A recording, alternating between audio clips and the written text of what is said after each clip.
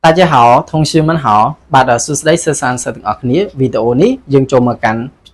ស្រៈវិញម្ដងបាទសម្រាប់ស្រៈនេះផងដែរគឺយើងអានថាអ៊ឿនមូបាទអ៊ឿនមូប្រែថាស្រៈតោះឥឡូវយើងមកបញ្ចេញសំឡេងទាំងអស់គ្នាណាបាទអញ្ចឹងឥឡូវសូមបញ្ជាក់តិចណាសម្រាប់ឯមូលដ្ឋានគ្រឹះភាសាចិនហ្នឹងគឺមាន3យើងចាប់បានតែ3ចំណុចហ្នឹងគឺយើងច្បាស់នៅការបញ្ចេញសំឡេងភាសាចិននេះណាទី1គឺព្យញ្ជនៈបាទទី2គឺស្រៈ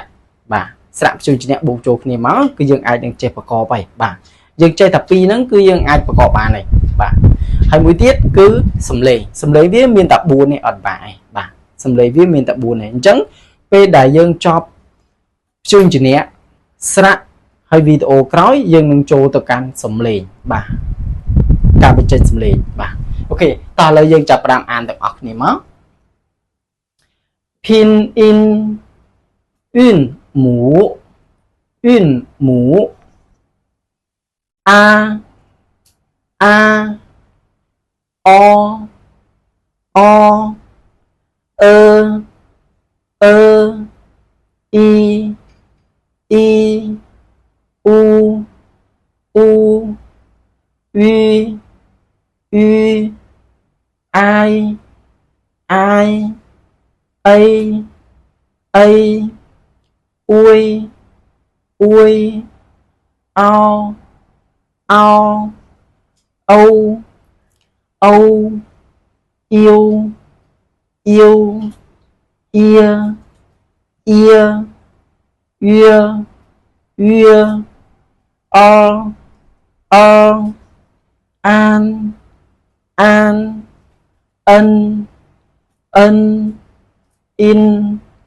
in ôn uyên ăn ân yên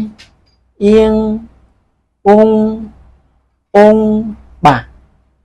អូខេអញ្ចឹងចំណុចសំខាន់របស់វាគឺមានតែ3ទេគឺស្រួលមែនតើបាទតោះអញ្ចឹងឲ្យតែមានសក់ពីលើនេះបាទចុចពីលើហ្នឹងគឺភាគច្រើនគេនិយាយថាសក់វាណាបាទអញ្ចឹងកន្លែងនេះយើងគ្រាន់តែអានមាត់មូលមកបាទដូរមាត់មូលមកយើងអានមាត់មូលគឺដូរទេណាអ៊ីគេណាអ៊ីមិនអ៊ីណាបើយើងអត់អានមាត់មូលវាចេញជាអ៊ីបាទបើសិនជាយើងអានមាត់មូលចេញជាអ៊ីគេណាអ៊ីបាទកន្លែងនេះគឺយឺធម្មតាយើងអានថាអ៊ី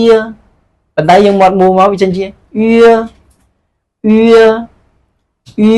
បាទកន្លែងនេះមួយទៀត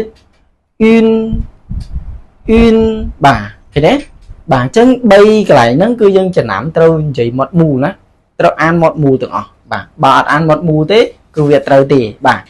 រៀនធ្វើមាត់មូលហើយនិយាយណាអត់អីទេព្យាយាមតិចអត់អីទេបាទអញ្ចឹងលើសឺអានមកចប់ទៀតយើងនឹងបញ្ចប់វីដេអូហ្នឹងដោយសារលើសឺថតរៀងលឿនតិចព្រោះលើសឺថតជាវីដេអូអញ្ចឹងដើម្បីងាយស្រួលឲ្យ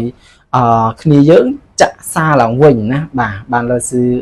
បង្រៀនរៀងលឿនណាបាទហើយមានចម្ងល់ឆ្ងល់អីកន្លែងណាអាចសួរបាននៅក្នុង group ណាលើសឺនៅក្នុង group នឹងរហូតចាំ reply រាល់ចម្ងល់សិស្សដែលឆ្ងល់ហើយចង់ចេះសម្រាប់សិស្សដែលចង់ចេះបំផុតណាបាទអាចសួរបានក្នុង group លើសឺឆ្លើយរហូតណាបាទ